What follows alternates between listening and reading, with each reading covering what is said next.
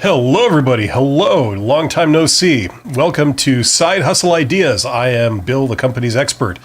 And it's been a while. It's been a little while since we did one of these, but this is the live stream where you can get in the chat, you can ask me questions, and I will do my best to answer any questions you have regarding business and entrepreneurial type ventures. If you're trying to start a side hustle to make a little extra money on the side, that's what we're here to talk about.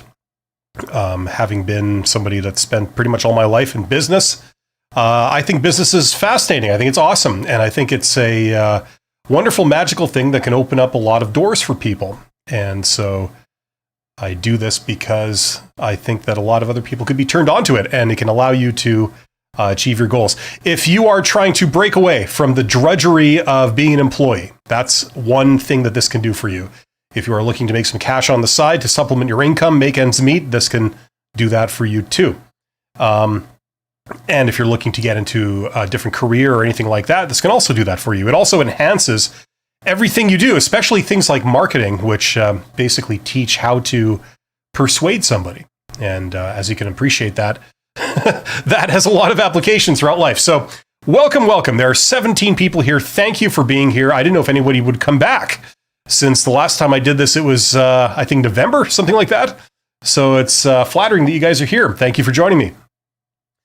Mickey9 is here. Mickey says, hello, Bill. First time participating in your live. Well, thank you for being here, Mickey. I hope this adds some value for you. And yeah, I hope you guys appreciate all the time that I put into my hair this morning. I think it's really paying off. If I could get some, there we go. Oh, yeah. I'm just happy to have hair at my age. So, you know, I could have a rainbow clown wig and it would still look good to me. That's where I am in life. That says something. Also, hey, that could be my gimmick. This is YouTube after all. You got to have a gimmick. How many, there's a business commentator. I don't know his name, but he's got a bow tie, right? He's got a bow tie and the thick rim glasses, the dark rim glasses. So he looks like Buddy Holly with a bow tie, except he's like 120 years old. That's a gimmick, you know? In Canada, I'm in Canada right now, and we had, and we still kind of have, Don Cherry. Don Cherry was a hockey commentator, and he would make his suits out of curtain material. So these loud suits and stuff, that got him noticed. And then once you stayed for his suits, you actually started listening to what he said, and that was also entertaining. So I don't know how many people that comment on business on YouTube with a rainbow clown wig, but I could be the first, and you were here to witness it. Miguel Google says, hey, Miguel from Barcelona. Happy 2024 to all. Yes, thank you, Miguel.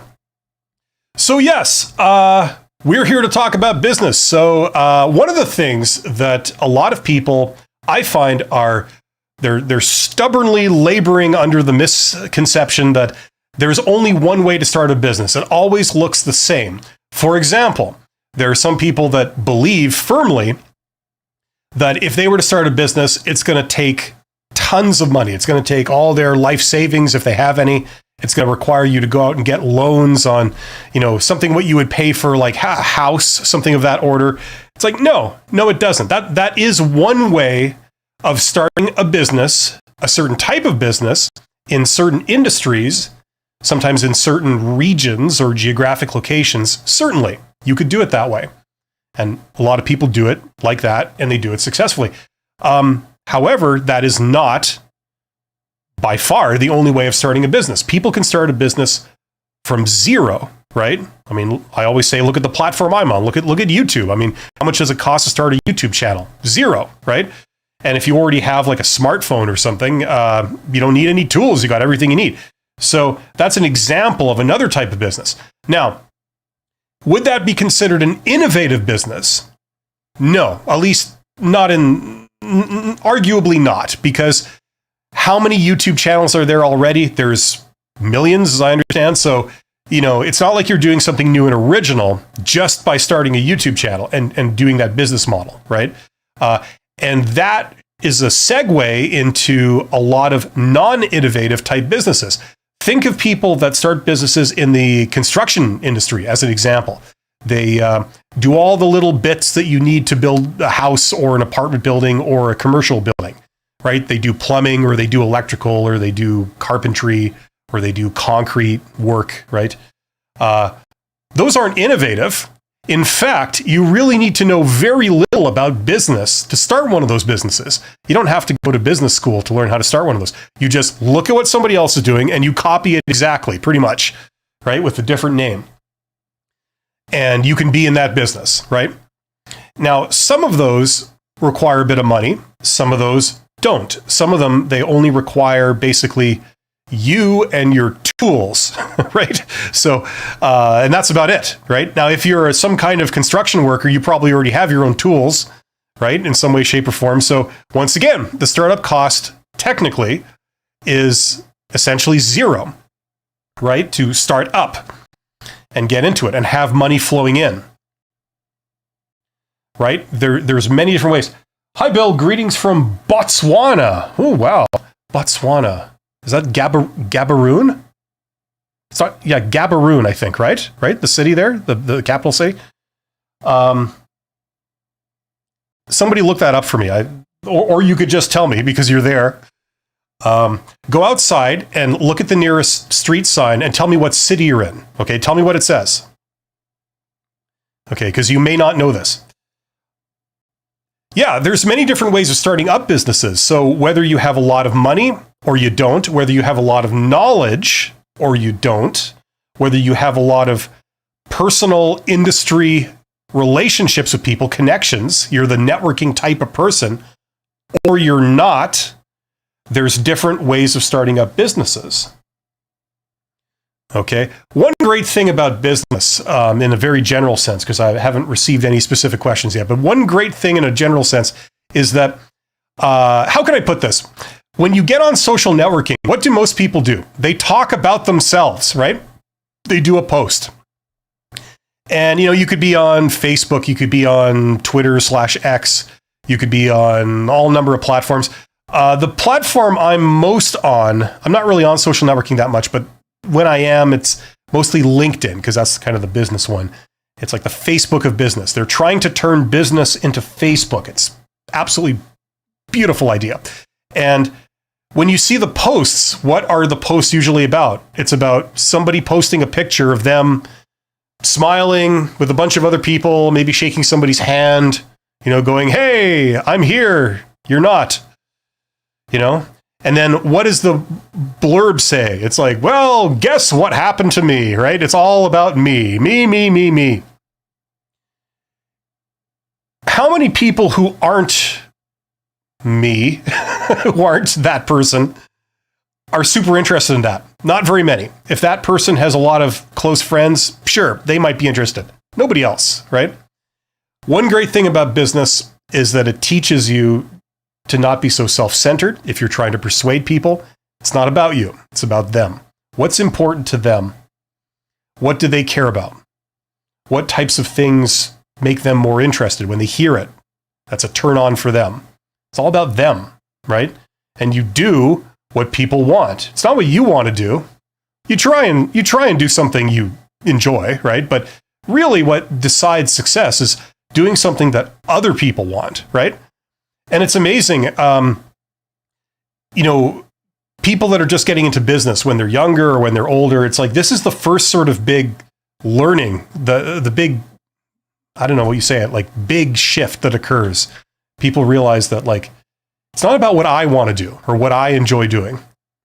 It's about what people want to buy, essentially, right? What do they want? And obviously you try and find a happy medium, but at the end of the day, that's going to win out.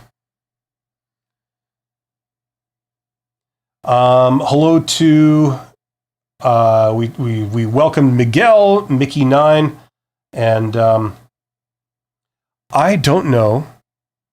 Gaborone. Yeah, exactly. It's like Cameroon, but with a G. That's how I remembered it, right?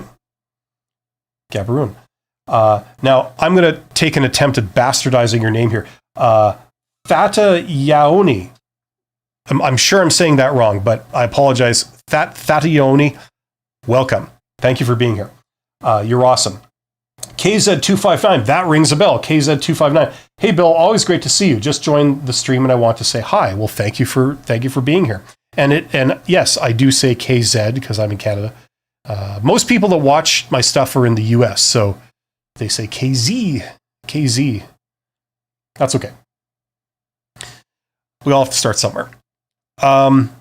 Yeah. So there's many different ways of starting. Now, a lot of people who are interested, some people are interested because they just need money, and that's like the big draw. Other people are interested because of the activity, right? And then yet other people are interested because it's kind of like a rebellious thing. You don't want to be an employee. You're tired of people telling you what to do and just following orders all day long in a job, right? You feel that you're capable of more. You can actually think, you can actually make decisions. And you want to be in a situation where you decide your own fate. So you make a decision, and that directly affects how much money you make or don't make, right? And you're fine with that because that's kind of like a journey. When you start that journey, you learn by this process what things tend to make money, what things tend not to make money, right? And then you smash up directly against, ethics and, what the types of things that you enjoy doing, because you can do things to make money, but what if you don't like doing those things? What if that's just not you? Maybe you're not a people person. You don't want to be out there talking to people all day, right? So you butt up against that problem. So you have to address that. Like, okay, do I get someone else to do that for me? Do I find an alternative way of accomplishing my goal rather than just talking to people myself? It's interesting, and you're on that journey. And the further you go down that road, the better you get, the more you learn. Stuff you would have never, ever learned had you stayed an employee, just sort of following orders, not making decisions, receiving a steady paycheck, right? Now, I'm not knocking it. That's cool. Some people, that's the occupation for them. And that's great. Other people, they're not satisfied with that. Other people, they want more. They don't mind taking a little bit of risk in exchange for the reward, which is, you learn about the world, you learn about yourself, and you get to use your own abilities to your full potential, right? If you can find out a better way of doing something, you could reap the reward. And that's exciting to a lot of people. And that was certainly exciting to me in the beginning. And I salute anybody who is here for that reason. JP is here. Hi from London. Hi, JP.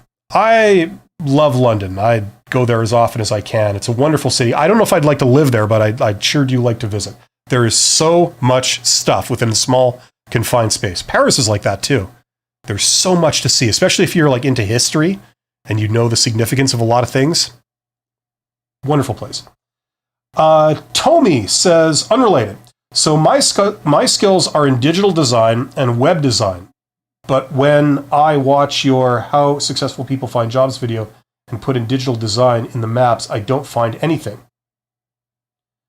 Am I doing this wrong? Well, look, you might have to adapt the terminology. If you enter digital, let's you know what? Maybe if I can do this right now in real time, and we'll do a demonstration for everybody here. Okay, while I'm setting this up, I'm just going to babble for a second. The big thing that happened to me in the last month or so is I finished my third course, right, which is on the screen right now, called Write Like a Professional. I'm just going to Google here. I'm going to get an incognito window, right? Doesn't it make you feel dirty when you get like you open an incognito window in Google Chrome? I don't know why. When I do, the browser turns black. So I don't know if I should be worried about that or that's just, I don't know. Maybe this is all just a bad dream. I don't know. Okay, so let's see here. I'm going to hide my bookmarks. Do you guys know the shortcuts on a Windows PC for hiding bookmarks? I think it's like Control-Shift-B. Something really easy to remember like that. Okay, where's my screen here? Is it this? Yes, here we go. Okay, so here I am. Now I'm going to do my hometown just because That's the first thing that comes to mind. So I'm going to go to maps. Right. This is a very useful technique to do many things if you have never done this. But okay, so we are looking at a map of my hometown. Now, if you do this, you enter the name of your city, or if you're living out in the boonies somewhere, like your region, okay? And you zoom in. As you can see, I've got an extraordinarily fast internet connection. Now, usually there's a search box here. I've minimized it.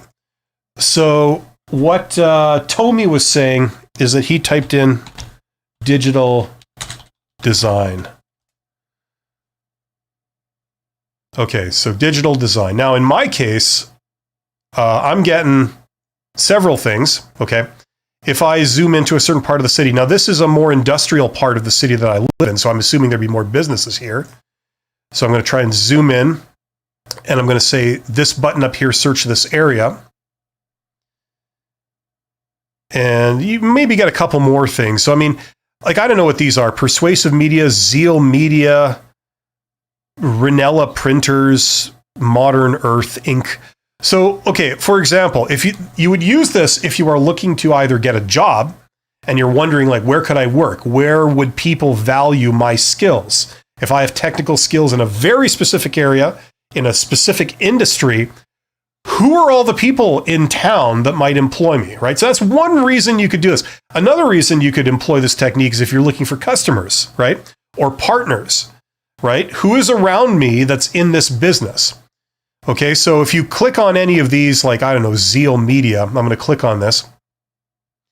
And yeah, this is breathtakingly fast, isn't it? You get the vital stats of this particular business. Okay, so you get the links to their website and so on. Right, so you can do that. Now, the main point here is that, let's say digital design, say that search term didn't yield anything. You put in something similar, like, I don't know what's similar to digital design. I know this is archaic, but computer programming. How about that? Like it's 1984 all over again. The good old days. So even if I hit that, right now I'm getting other things that pop up. Okay. Now, okay, maybe some of these aren't super related to digital design, but you're getting different businesses that pop up, right? So you can follow these, right? You've got an educational institution and so on. What about IT data center? Now, I know the digital design might not be their main line, but maybe they employ people that do that, right?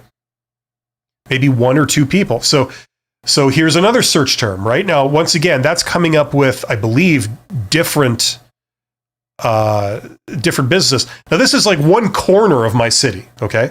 So if you zoomed out, there might be more somewhere else. Let's go search this area. You get the idea. You look at related search terms, okay, Tommy? So it's a matter of thinking up what industries or what skills or what types of business would be related to digital design. And, data centers, website design. I didn't type in websites, like anything of that nature. Software, that'd be the big one, right? You type in like software. Okay, bam, you get some more, right? So it's about doing this. Okay, so if you're wanting to find customers, it's also a great thing if you're the type of person that wants to take advantage of informational interviews to learn about a business or a business idea that you're interested in. Okay, so hopefully you get the point. That's kind of how that works. Okay, so I'm going to minimize that. Hopefully that points you in the right direction. It's about thinking up related search terms, okay? And there's going to be a bunch of them for IT-related stuff, okay, or coding. Like coding is another one, right? Okay. Larry Hornet says, "Hello, expert, finally caught you live." Yes, you did. Now is your moment of glory. It begins now.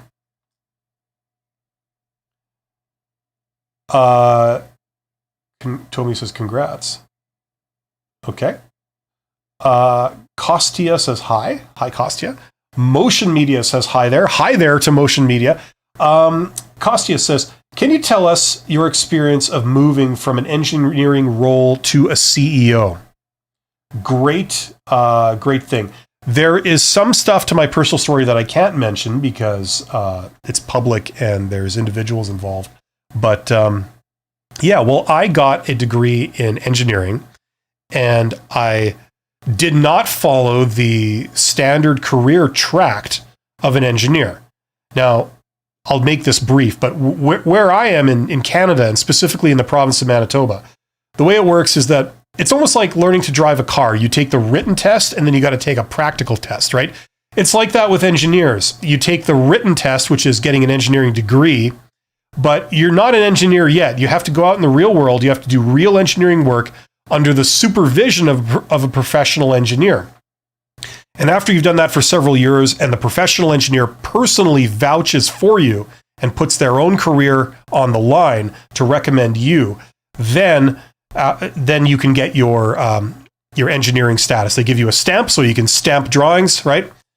And then you're allowed to build bridges and do all the things that engineers do, right? So that, if the bridge falls down and kills everybody, then it's your fault. I did not follow that. I got an engineering degree, and then right out of school, I applied for jobs, and they were recruiting in my hometown for supervisors at the railroad, of all things. So fixing locomotives. So they're looking for the supervisors. So they were GE was hiring people with engineering degrees, even though you're not doing engineering, you're not doing design. But they're looking for people that were trainable, had a good work ethic, punctual, professional, smart, all that kind of stuff. So they figured they'd hire people with engineering degrees. And that's what they did, to varying degrees of success. Sometimes that made sense, sometimes it totally didn't. But anyway, so I ended up at age 26 or something supervising people that were in their 60s that were tradespeople, like mechanics, electricians, laborers, things like this. And that's how I jumped over into the world of management. And then I sort of went up through management. I went up in the railroad, and then I moved over, and I started a software company. And then I sold the software company. And then, this was so long ago that it's unrecognizable to what people do today in software. And went from there. So that was the thing. And then my role, like as a CEO, it was a CEO of a company that had 30 people in it, right? So it wasn't exactly like a Fortune 500 thing. And what you're doing is you're running it on at the behest of the owner, right? So the owner owns many companies, and instead of them trying to do everything, they put each of their little investments essentially under the care of a person, right? So they eventually chose me to do that. It was not the greatest experience of my life, to put it mildly. That's why I'm a former CEO. That's why I'm never going back to that type of role, because it was extremely hard in every way. It was hard, like long hours. It was hard, very stressful, and it was hard on a personal level. So some people are cut out for that. Other people, it wasn't really my cup of tea. I liked certain aspects of it, but I didn't really like having to fire people and things like this. So anyway, that's hopefully all I can get into right now. I got a whole page of comments here, but hopefully that makes sense. Okay, where was I here? Tommy says, yes, my city is Brooklyn, New York. Okay, Brooklyn. I don't know about the different areas of New York, but I know New York is huge, so surely there's software design stuff there.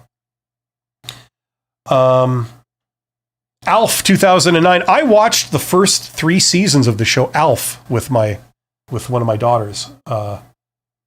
Interesting. It was a different time. It was the 80s. I like stuff from the 80s. They just understood the concept of fun. You could do a TV show, you could do a movie. It was just fun, They didn't take themselves too seriously. It was great. Jennifer D. I'm starting a construction company this year. Right on. Jennifer, I remember you. I wish you best of luck. If you have any questions, feel free to ask. Tommy says, okay, I understand now. Yes, you can't just do one search. You got to type in a lot of related searches, and they'll reveal different results each time. So like the results really build up, you know. I type in one search term when I do these sort of internet demonstrations, and you get like, I don't know, 20 dots, maybe if you're lucky. But the idea is you do multiple searches. So if each one produces 20 dots, you can have a couple hundred dots, a couple hundred targets, or businesses or whatever it is, organizations to check out. And then within some of these organizations, most of them maybe won't be applicable, but a few of them will. Say 10% will. They'll be right up your alley, and you can even go deeper within an organization and look at the individuals using LinkedIn. That was, the rest of that original demo, where if you're looking for contact people. Now that's really useful if you want to have informational interviews, right? Like for example, Jennifer D was talking a moment ago about starting up a construction company. What might be really useful would be imagine if you could sit down with the owner of a construction company in your city, okay? Someone who's been in the business for 20, 30, 40 years, whatever. And, they know who you are. You say like, look, I'm new. I'm not in the construction business or whatever, but I'm thinking of maybe starting up a company. And, I was just wondering if I could get your expert opinion on, the industry and where it's going. And, and a lot of people will say yes, because it's flattering. That's what they're getting out of it. Somebody says, dude, teach me. And they find that very flattering. And so they'll say, sure, come on down, come to my office and, whatever. So you get to spend some time, and you could ask this person anything. You'd say like, if you were starting a company, what would you do? You could ask them specific questions. Would you go into this or that? And then they say, oh, I'd go into this. And you say, well, why is that? And they give you some insight. And you're like, So, you know what I mean? It's all above board. It's all, there's nothing nefarious about it. It's just the reality. You're trying to learn from their expertise, and they don't get that a lot. So, you'd be surprised how often that happens. And a lot of these people, in my experience, like owners of construction companies, they go and they do all kinds of charity events and publicity things. And this is right, it kind of fits in with that type of activity. So it's not as weird as you might think. Elf 2009 says, I have a second job in a library, full-time job. That's 35 hours, not enough. This is Massachusetts State. Okay. Bill, I've been looking for a job in Florida, the Tampa area for 25 months now. A few interview looking for mortgage lending. Just to get those generic email requests. Okay, well, I'm not really talking about how to get a job. This live stream is about entrepreneurial type stuff. But I will be on a live stream later this morning talking about that specifically. Yes, Tony, anything related to the job position you can type in. Okay. Tracy Williams. Hello, companies expert, a long time. Yes, I recognize Tracy Williams. You're back. And it's good to see you again. In a figurative sense. Alf 1980s. Yes. Yeah, it was the dad on the Alf show. You guys know that guy, that actor? That was so when to this day, maybe I'm totally sheltered here, but when somebody talks about being a social worker, for some weird reason, that's what pops into my head. The dad from Alf, the TV dad from Alf. I'm sure it's probably like most TV, it's like the opposite of reality, but for whatever reason, that's what happens. It's just hardwired in there for some reason.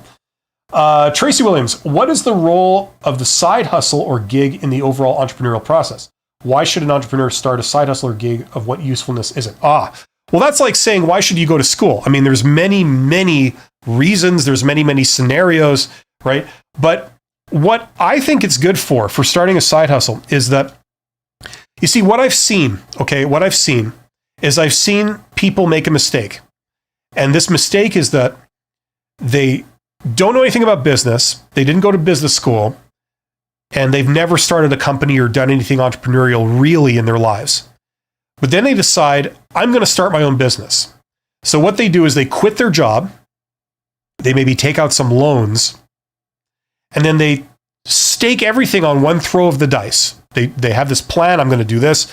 I'm going to do this. It costs this much money, so I'm going to get the money. I'm going to do this, and then build it, and they will come, and then the money will just roll in.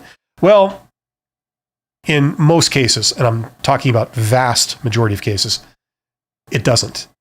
The money doesn't roll in because this is your first attempt. You are making rookie mistakes. It's like somebody watching an athlete on TV, like a basketball player, figure skater, whatever your pleasure is, whatever type of sports and they say, you know what, I've never done that before. I've never done that in school as a kid, but I'm going to do that.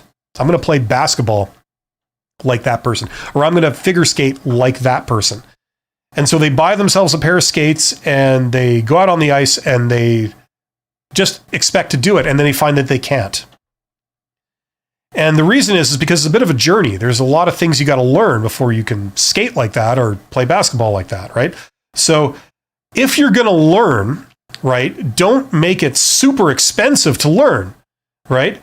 The great thing about side hustles is that you can keep your day job, you can keep money flowing in while you try something on the side, okay? Now, if it succeeds, a couple of things happen. You make a little bit of money, but you also learn a lot, okay? Now, if it fails, you don't make any money. You just have the same money that you had before coming in from your day job. But you still learn. You learn what doesn't work. You learn that if I try this, that's probably going to fail, right? So you're never going to make that mistake again. And it's going to inform all your future decisions. So, and it costs you nothing really if you haven't put any money into it. So at the beginning of this live stream, I was talking about, some businesses, some business models, you don't need any real money to start it up. So if you start with something like that on the side, the only thing you're really risking is you're risking your time being wasted. And that's it. You're not putting any money in. You're not risking anything else. You're not, risking getting fired from your job. You're not risking breaking the law or something. You're not risking your reputation being ruined in your industry or anything. You're just doing something on the side. It's a great way to stick your toe in the water of entrepreneurial and business. You like how much of a command of the English language I have? This is one of the great things about being an ex-CEO. People hear me speak and they go, really? You're a CEO? It's like, yes. But I didn't get it by making amazing public speeches off the cuff. This is a great thing about side hustles. That's the purpose they can serve. Okay. It's a very low risk way of getting yourself transitioning into that world, of trying some business ideas. If they don't work, oh well. But if they do work, you have a chance for greatness. Either you can supplement your income or you can create something that could one day displace your day job. And you could do that full time, right? So that's why I think they're really, really useful. In fact, that's what I would recommend. That's the way I would recommend people start, rather than just quitting their day job and devoting themselves full time to an untested idea that's just a figment of somebody's imagination. It doesn't exist yet.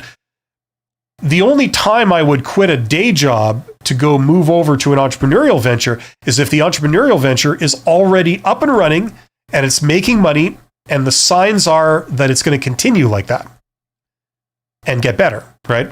That's the only time I would recommend that people quit their day job to do this full time.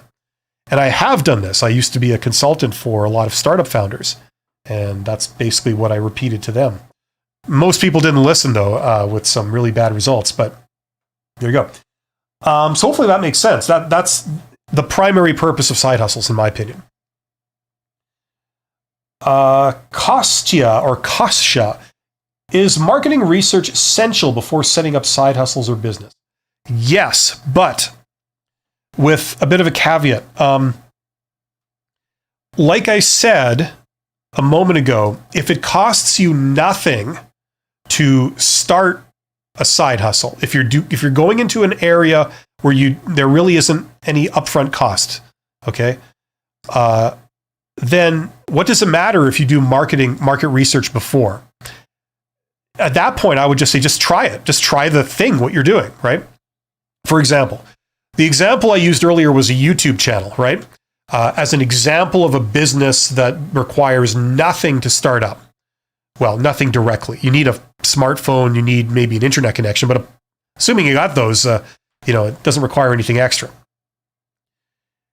And if you do that, would you have to spend like 6 months sort of researching the viability of, a YouTube channel? Like you do research. How many people have YouTube channels? What's the average amount of money they make? What's the average amount of time that it takes before the YouTube channel makes money? All this kind of stuff. Like, some of that would be nice to know, but do you really need to do that? No, I would say just start, right? You got nothing to lose. Now, if you're throwing a lot of money behind it, yes, you want to be much more conservative. You don't want to just charge ahead with a bad idea and you lose all your money. You know what I mean? So with the risk going up, with the more money you spend, the more you have to be careful. But I wouldn't use the term market research. I would use the term validation. It's a different thing. It's like market research, only you're trying it. Okay? We're going to validate this. We're going to do it. Like, for example, a common pitfall that a lot of young hopefuls do, and I've seen this in business school because I've sat through tons of like pitch competitions and things where people would present their business idea. Okay? And it's very similar to the process where they pitch to an investor. Okay? And usually what they do is they say, okay, here's my proposal. I plan to do, organic food. Okay? I'm going to do a particular organic food product. I'm a gardener. I know agriculture. I know farming, whatever. So I'm going to do a organic food product. So they pitch this. They have a pitch deck and like all the slides, and they have, all their stuff worked out. And they make a case, and their case is usually based on the fact that organic food is like $1 billion business or whatever it is. Millions of people eat organic food. It's in all the stores. The trend is that it's gaining ground over the years. It's going to be bigger in the future. So let's get on this trend. Like these very broad industry and economy level type, metrics to say this idea will work. The problem is that whoever you're pitching to, and really yourself, that's not the issue. The issue isn't, do people want organic food? We already know they do. You've shown it through your stats. Everybody knows this. Lots of people are out there making money right now. The real question is, can you make money at organic food, right? Oh, sure, you know how to grow plants, but do you know anything about selling? Do you have any customers lined up? Who have you pitched your product to? Has anyone said they were interested in buying it? Right? People you don't know, like other than friends and family. Give me some stats on that, right? Now, that's a different process than market research. Market research, you're looking at, sort of like the market, like all the people who would buy organic food, not from you, but just in general, right? But validation is like, I want proof. Okay, it's that kind of thing.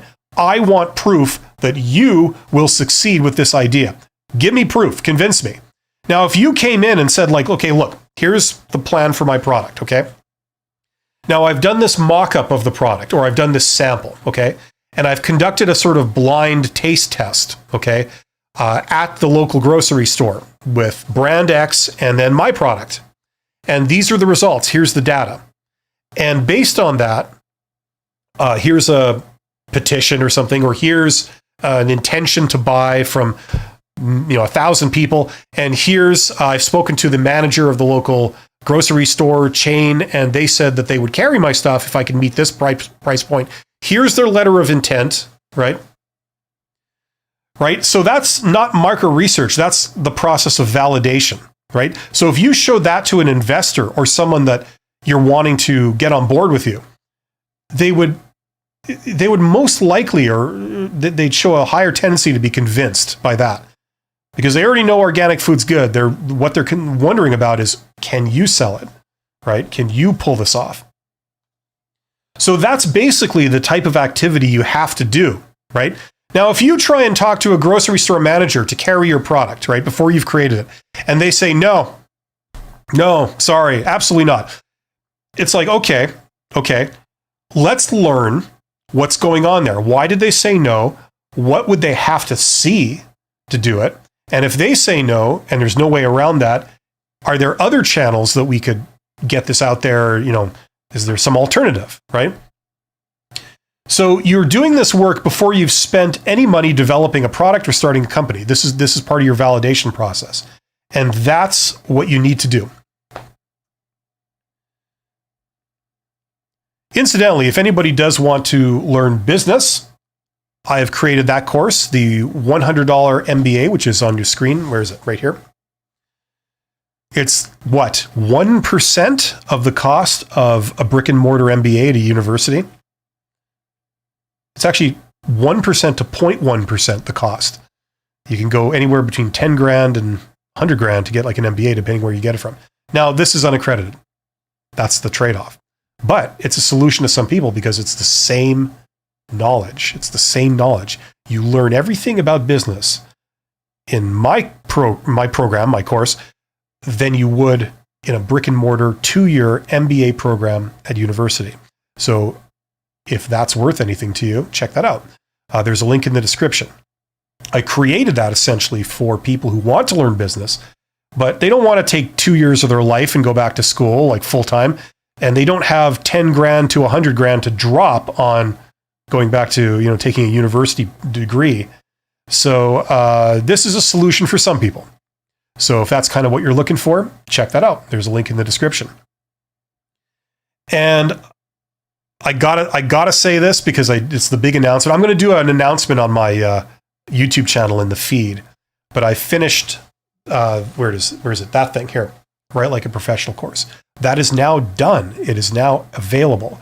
And I'm also going to do an announcement that because I have 3 courses, anybody that gets 2 of them gets the 3rd one for free. So if that's you, if you've taken 1 already, if you get another one, you get the 3rd thrown in. If it's useful for you, great. If not, it's no loss. But this is something that supplements my other 2 courses. In this world of chat GPT and all this kind of stuff, there still is a distinction between writing professionally and communicating professionally. There's a distinction between the people who do that. Usually you tend to find them at the higher level and people at the lower level who don't, right? And this is how to communicate at a high level, right? And I cover 3 things. I cover the low level stuff, which is the mechanics of how to write. There's tips and tricks of certain things of like how to use commas and things.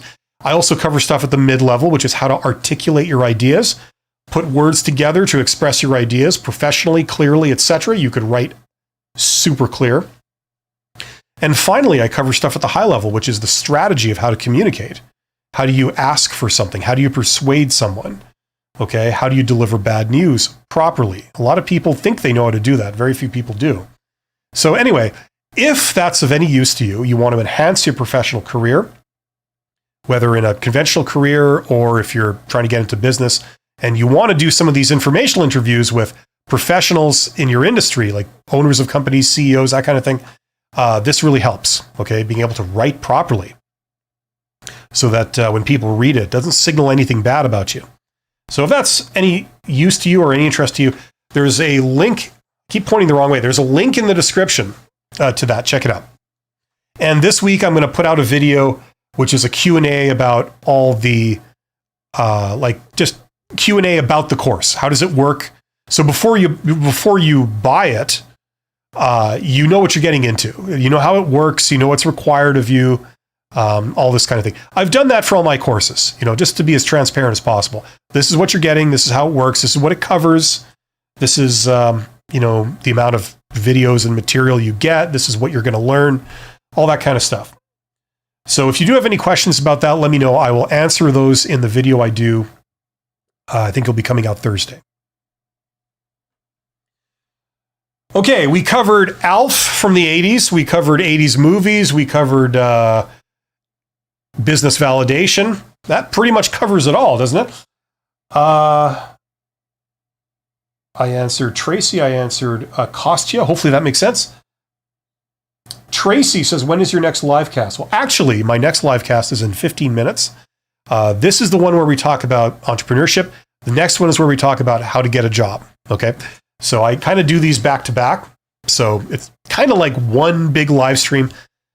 It's one session for me in one block, but they're two separate live streams covering two separate subjects. And my intention, at least right now, is to resume doing these every Monday. So we'll see how that works out, but that's the idea. Same time. So I'm in Central Time in North America. So for me, right now, it's 9:45 a.m. Okay. So I do this at 9 o'clock, and then I do the how to get hired one at 10 o'clock. And there you go. And like you can see, yes, I have a course called Get Hired. Very popular course. Hundreds of people have taken that, and I've heard some great feedback.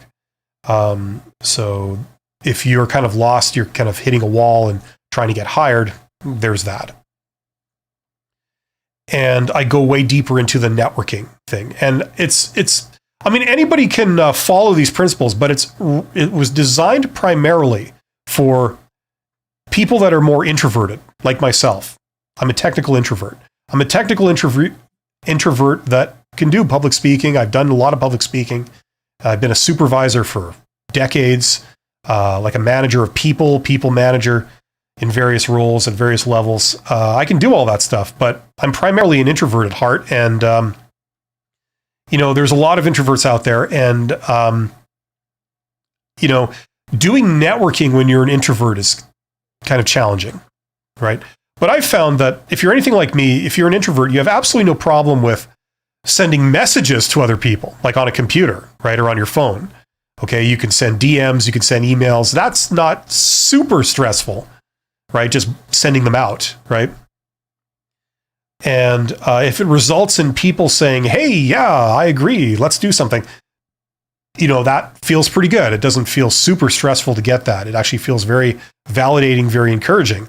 So I walk you through a form of networking that's basically based around social networking, like social media on the computer. And it allows you to take advantage of networking, which is the most popular way of getting a job.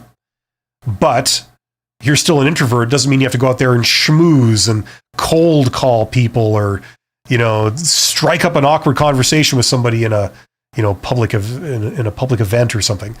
So that's covered there if you're interested in that. Anyway, Tracy Williams, sci-fi writer Isaac Asimov was a big fan of Alf, by the way. Awesome. Yes, Isaac Asimov. We studied Isaac Asimov when I was in grade school, I think.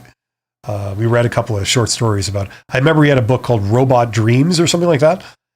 But yeah, very futuristic, forward-leaning. Him and H.G. Wells. H.G. Wells were kind of visionary type people about technology. It was actually really interesting.